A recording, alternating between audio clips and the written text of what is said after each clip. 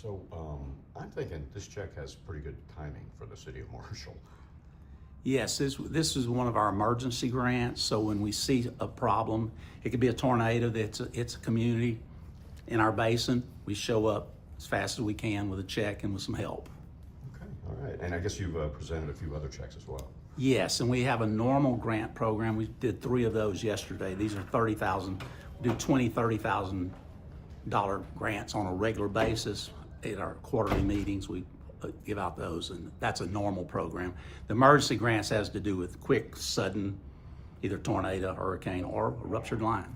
Yeah, okay. So I guess you guys saw this and started putting this whole thing together. Right, yes. So what we do is call the city, and it helps to have 2 board members here, so we knew about it immediately. But we call the city and say, what kind of extraordinary cost do you have? I think in this case, they had to get a contractor out there and put up lights and try to fix this main break. And then they just proved to us that they spent more than $50,000, and we give them the $50,000 grant. I see. All right. So how long have you guys been offering up grants? Oh, for about 20-something years. Originally, we used to issue a lot of pollution control bonds for people like Texas Eastman or Texas Utilities.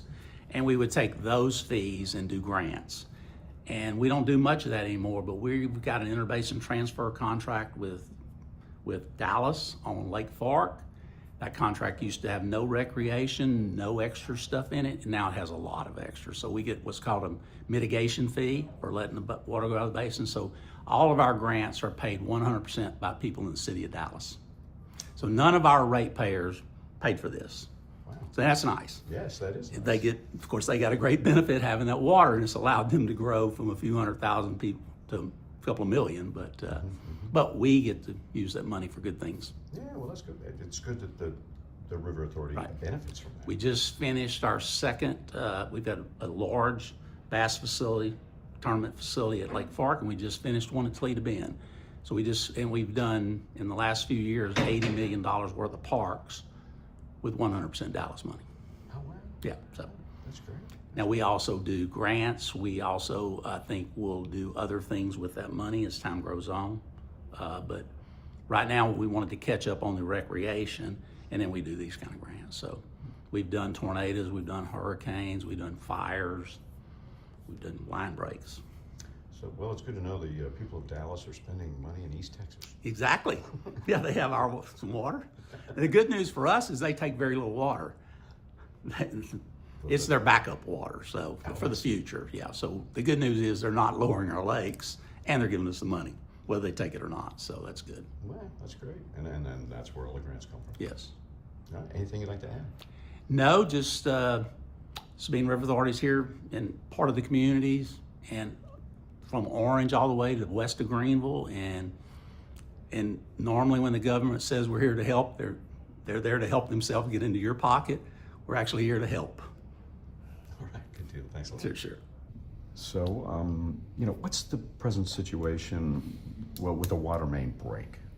Okay, we had 3 water main breaks, 3 separate issues that occurred over, a month and a half period. All 3, of course, they were big lines, and so we made emergency repairs to all 3 of them at the time just to stop losing water, okay? So now that all 3 have been repaired, they're not completely repaired. So in each of them, there's other additional work that we need to do at those locations to, secure the lines permanently. So the issue is the council at this last council meeting did approve the funding for fixing one of the permanent repairs. We're relocating a line.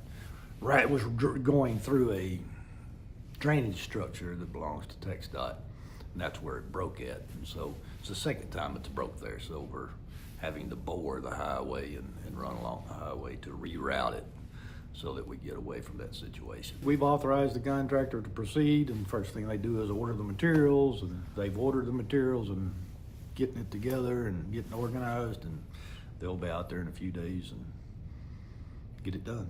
Oh, wow. Okay. Well, that's really good news. Oh, yeah, certainly. Yeah. The 16-inch main that's under Highway 59. Okay.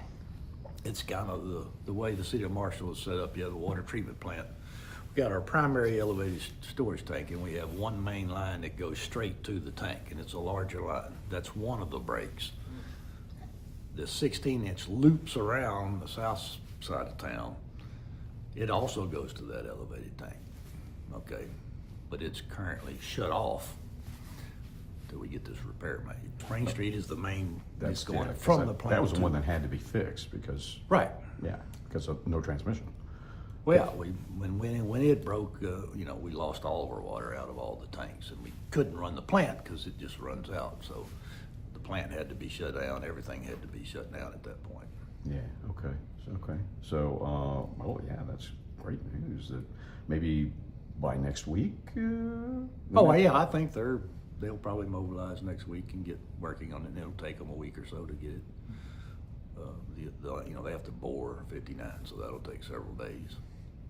It's large, it's a 16-inch main, but it'll be probably a 24-inch steel encasement pipe, and it's several hundred feet long across 59. So, what's the cost on all this? I think, I don't have the exact number off the top of my head, but it was somewhere around $350,000 Okay. for boring 59 and running a new 16-inch line to tie in to where it's out from under the TXDOT right away. I got you. So the $50,000 that's being pitched in today helps. Yes. Oh, yeah. Very, very helpful.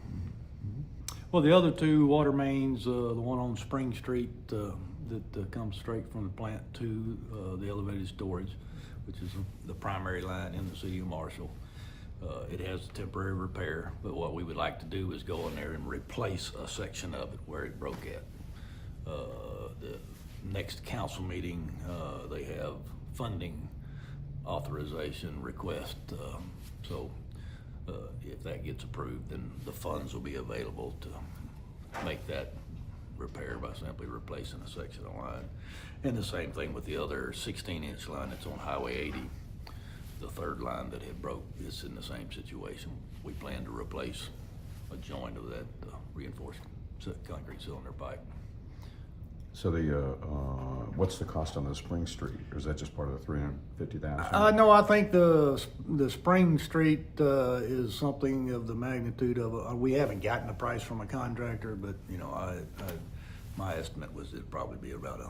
Okay, all right. And do you guys have the pipe in stock, or is that something you have to do? No, well, the same thing, you will have to hire a contractor and they'll have to order the pipe, and it takes special fittings on that particular pipe.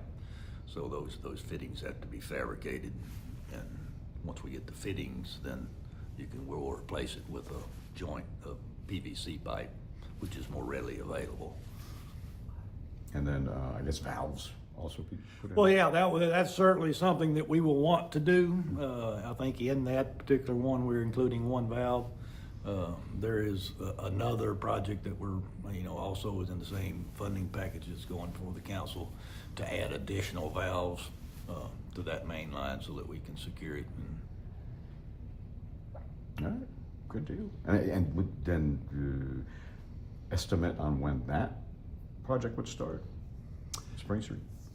Well, if they approve the funding, I think they're selling bonds.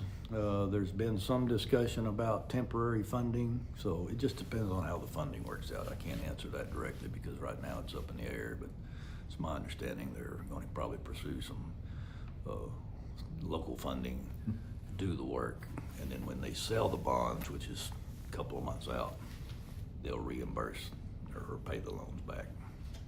That's still up in the air, but that's a possibility. Yeah, okay. Well, that'll work. Thanks a lot. I You appreciate bet. you coming back for me. No problem.